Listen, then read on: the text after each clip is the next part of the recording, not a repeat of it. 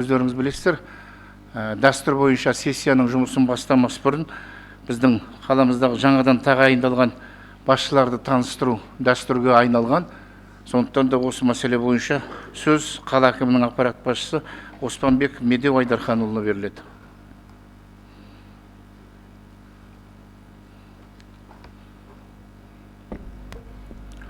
Құрметті депутаттар, Жамбыл облысы әкімдігінің білім басқармасы Тараз қаласының білім бөлімінің басшысы лауазымына Алтынбаева Айгерім Аханқызы тағайындалды.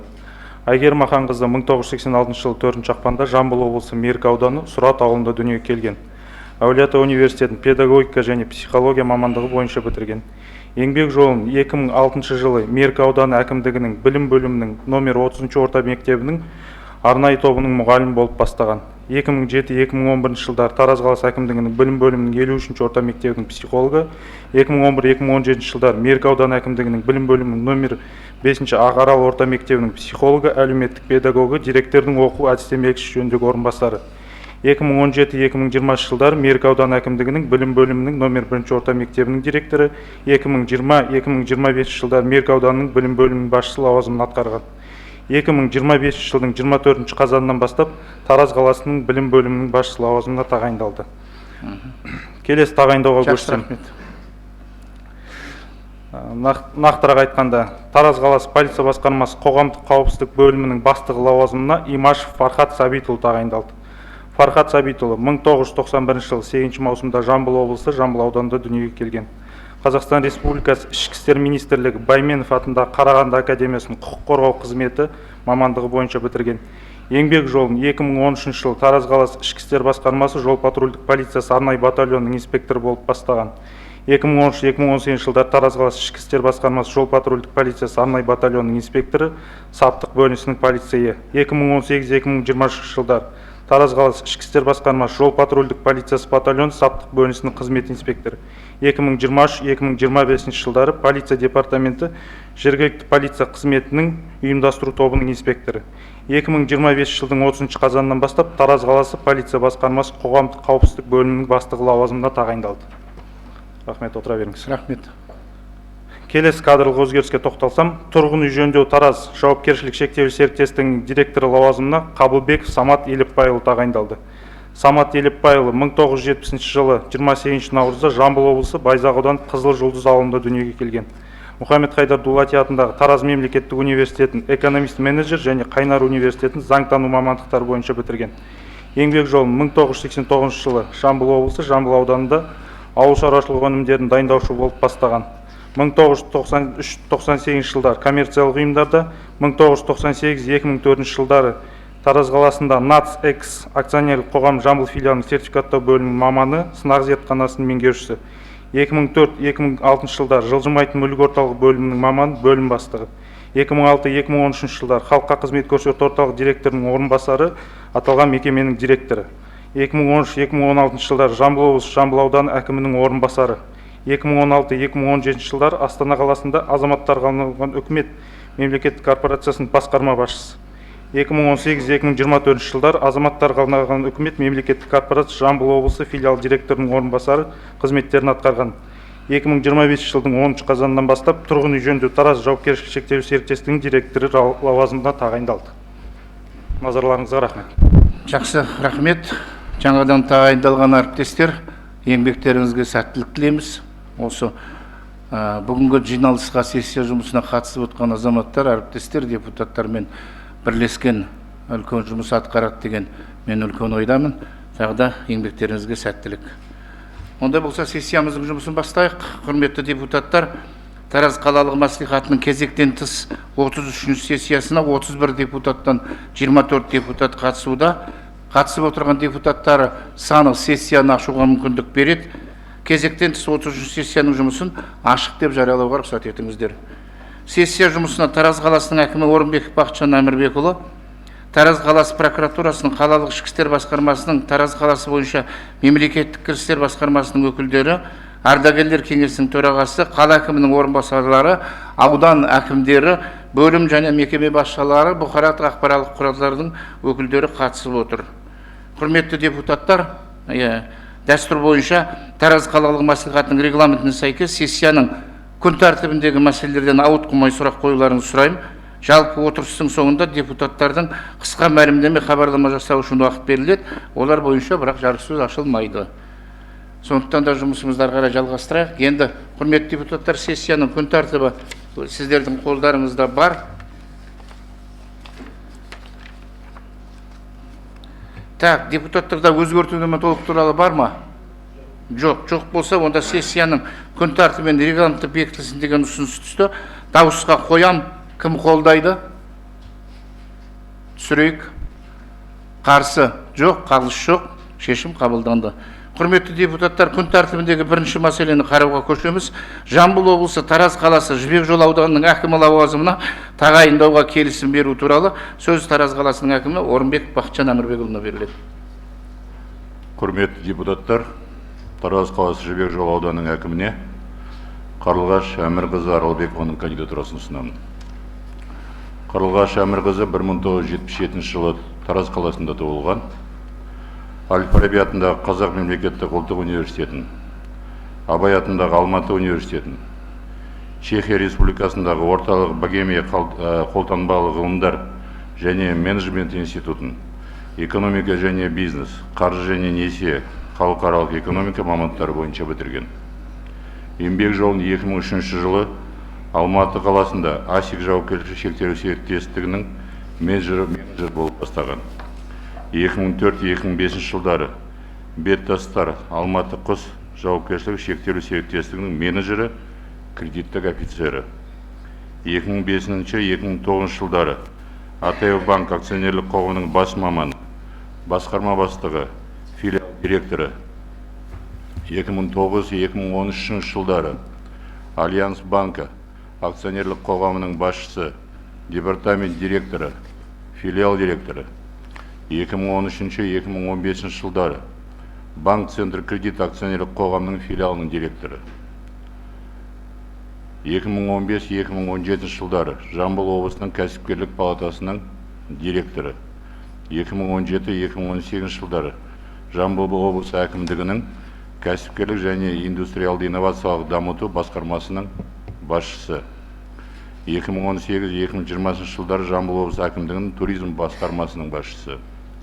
2020-2021 жылдары Қазақстан Республикасы Мәдениет және спорт министрлігі туризм индустриясы комитетінің басқарма басшысы. 2021-2024 жылдары халықаралық туризм және қонақжайлық университетінің экономика және бюджеттік жоспарлау бөлімінің басшысы. 2024 жылдан бастап Қазынатау жауапкершілігі шектеулі серіктестігінің бас директоры қызметтерін атқарған. Бұл кандидатура президент әкімшілігімен келісілген, қолдауларыңызды сұрайды. Так, құрметті депутаттар, сұрақ бар ма? Жоқ болса, осы мәселе бойынша шешім жобасы қолдарыңызда бар. Дауысқа қоям, кім қолдайды? Түсірейік. Қарсы жоқ, қалыс жоқ, шешім қабылданды. Қарлығаш Жалғасқызы, енді сізді біз бұрыннан білеміз. Облыста көптеген қызметтерді атқардыңыз. Енді қала өзіңіздің қалаңыз, таныс. Амандық болса, енді бірлесе отырып, Жібек Жол ауданының депутаттары барлығы білет. Қай ауданның қайыпты депутат, қай ауданға, екі ауданға бөлінсек те, өздерінің қай ауданға қатысы бар екенін білет. Сондықтан қоян қолтық бірлесе отырып, қаламыздың өсіп өркендеуіне, экономикамыздың дамуына бірлесе отырып үлес қосады деген мен үлкен ойдамын. Еңбегіңізге сәттілік. Рахмет. Құрметті депутаттар, күн тәртібінің келесі мәселесін қарауға көшеміз. 2025-27 жылдарға арналған қалалық бюджет туралы Тараз қалалық мәслихатының 2024 жылғы 26 желтоқсандағы 25-те 3 шешіміне өзгерістер енгізу туралы баяндама жасау үшін сөз қала әкімдігінің экономика және бюджеттік жоспарлау бөлімінің басшысы Ордабаев Жандос Силасбекұлына беріледі. Әріптестер, кеше тұрақты комиссияда қаралды, бірақ бүгінгі сессияның негізгі мәселесі болғандықтан да Жандос Силасбекұлын тыңдауымыз керек болып тұр. Келмей қалған депутаттарда сұрақ болса, тағы көрерсіздер. Құрметті Бақытжан Әмірбекұлы, Кенжебек Мамашбайұлы, құрметті депутаттар. 2025 жылға арналған қалалық бюджетті нақтылау жобасы Қазақстан Республикасы бюджет кодексінің 96 бабына басшылыққа ала отырып, ағымдағы жылдың 22 қазанында облыстық бюджетке нақтылау жүргізілуіне байланысты және бюджеттік бағдарлама әкімшілерінің өтінімдерінің негізінде қалыптастырылып отыр. Бүгінгі таңда қалада шешім табуды қажет ететін бірқатар өзекті мәселелер қалыптасып отыр. Ол қоғамдық көлік, әлеуметтік маңызы бар қоғамдық көліктерді субсидиялау бойынша, әлеуметтік маңызы бар қалалық және қала маңындағы жолаушылар бағыттарының шығындарын өтеуге бөлінетін қаржы көлемі өздеріңіздің қолдауларыңызбен жыл сайын өсуде. 2023 жылы 3,5 миллиард, 2024 жылы 5,3 миллиард және ағымдағы жылы 6,9 миллиард теңге қарастырылған болатын. Бұл қаражат тек қаңтар-қыркүйек айларының төлемдерін жабуға жетіп отыр. Орташа есеппен айына 750 миллион теңге көлемінде қаражат жұмсалуда. Қазан-қараша айларына қосымша 1,5 миллиард теңге қажет. Келесі мәселе бұл көше жарғы бойынша коммуналдық төлемдер. Өздеріңіз білетіндей, өткен жылыдан бастап қалада 150-ге жуық көше жарықтандыру жұмыстары басталды. Қалада мөлтек аудандардың кіреберіс жолдары, мөлтек аудандардың аулалары түнгі жарық шамдар орнатылды. Қосымша Байзақ және Жамбыл аудандарынан 14 елді мекен қосылды. Сонымен қатар электроэнергиясының тарифтері 76 теңгеге дейін қымбаттап отыр. Сәйкесінше жоғарыда атап өтілген мәселелер коммуналдық төлем шығындарының ұлғаюына және бюджет жүктемесінің артуына алып келуде. Көше жарғы коммуналдық төлемдеріне жыл басында 2,3 миллиард теңге қарастырылған болатын. Бұл қаражаттар да тек қаңтар-қыркүйек айларының төлемдерін жабуға жетіп отыр. Қазан-қараша айларына қажеттілік 500 миллион теңгені құрап отыр. Осы қалыптасқан мәселелерді шешу мақсатында мемлекеттік кірістер басқармасының келісімін ала отырып, қала бюджетінің өзіндік кірістерін, яғни салықтық түсімдерді 314,9 миллион теңгеге ұлғайту ұсынылады. Сонымен қатар қала бюджетінің шығыс бөлігінде облыстық бюджет алдындағы қарыздар бойынша сыйақылар мен өзге де төлемдерден үнемделген 573,1 миллион теңгені, жергілікті атқарушы органның резервінен 150 миллион теңгені және ішкі саясат бөлімінің үнемделген 11,9 миллион теңгесін, жалпы 735 миллион теңгені осы көше жарғының коммуналдық төлемдеріне 400 миллион теңге және қоғамдық көлік, әлеуметтік маңызы бар қоғамдық маршруттарды субсидиялауға 650 миллион теңгесін бағытта ұсынылады. Енді назарларыңызға рахмет. Сұрақтарыңыз болса жауап беруге дайынмын. Так, сұрақтарыңыз бар ма Жандос Елесбекұлына? Кеше енді тұрақты комиссия отырысында толығымен талқыланды мәселе. Я сұрақтар қойылды, сондықтан сұрақтарыңыз болмаса, рахмет Жандос Елесбекұлы. Құрметті депутаттар, бұл мәселе бойынша да шешім жобасы қолдарыңызда бар. Онда дауысқа қоям, кім қолдайды?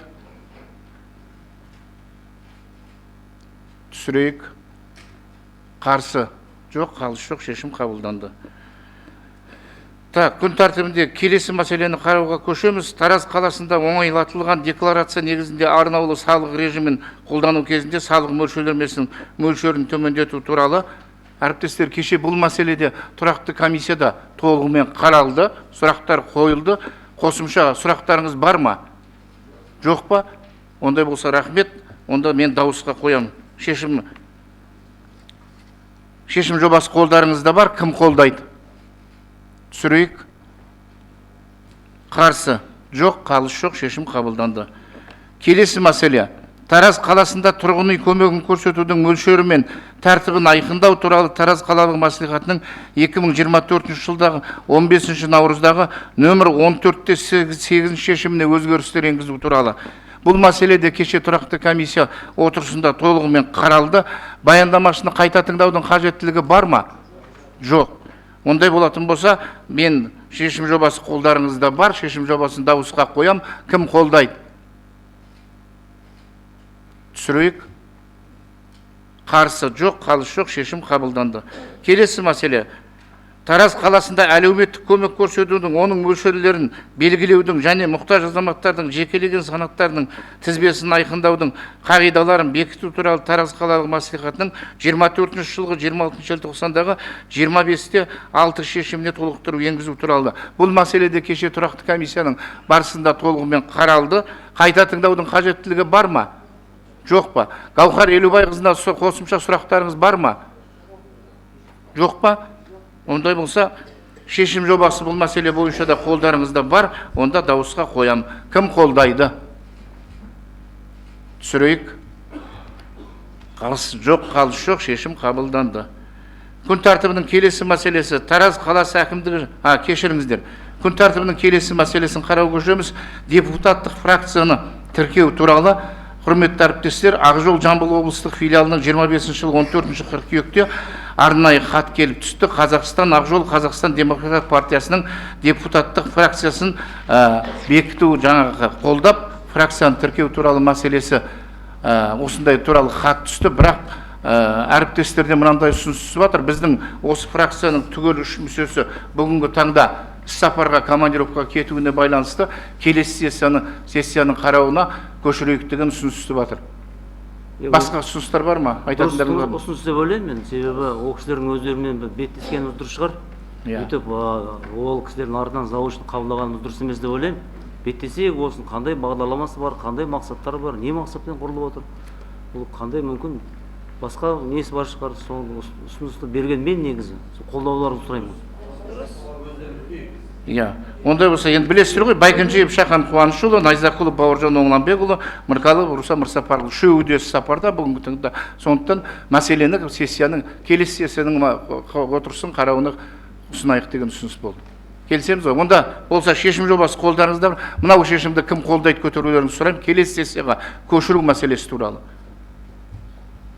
Түсіріңіздер. Қарсы жоқ, қалыс жоқ, шешім қабылданды. Мәселе келесі сессияның қарауына ауыстырылады. Келесі мәселе Тараз қаласы әкімдігі жанындағы рәміздер жөніндегі комиссия құрамын бекіту туралы Тараз қалалық мәслихатының 2023 жылғы 28 сәуірдегі нөмірді 27 шешіміне өзгерістер енгізу туралы. Бұл мәселе бойынша да шешім жобасы қолдарыңызда бар. Дауысқа қоям, кім қолдайды? Жақсы, түсірейік. Қарсы жоқ, қалыс жоқ, шешім қабылданды. Келесі мәселе Тараз қаласы әкімдігінің жанындағы кәмелетке толмағандардың істері және олардың құқықтарын қорғау жөніндегі комиссияның құрамын бекіту туралы Тараз қалалық мәслихатының 2022 жылғы 4 ақпандағы 12-6 шешіміне өзгерістер енгізу туралы. Бұл мәселе бойынша да шешім жобасы қолдарыңызда бар. Дауысқа қоям, кім қолдайды? Түсірейік. Қарсы жоқ, қалыс жоқ, шешім қабылданды. Құрметті депутаттар, кезектен 33 сессияның күн тәртібіне енгізілген мәселелер қаралды. Сессияның жүргізу тәртібі бойынша ескертулер бар ма? Жоқ болса, сессияның жұмысын жабық деп жариялауға рұқсат етіңіздер. Бақытжан Әбішев, қосымша айтарыңыз бар ма? Сұрақтарыңыз жоқ па? Қосымша мәселелеріңіз жоқ па көтеретін? Жоқ. Жоқ болса, шақырылған әріптестер барлықтарыңызға рахмет. Сессияның жұмысы жабық. Депутаттармен аппарат қалсаңыздар.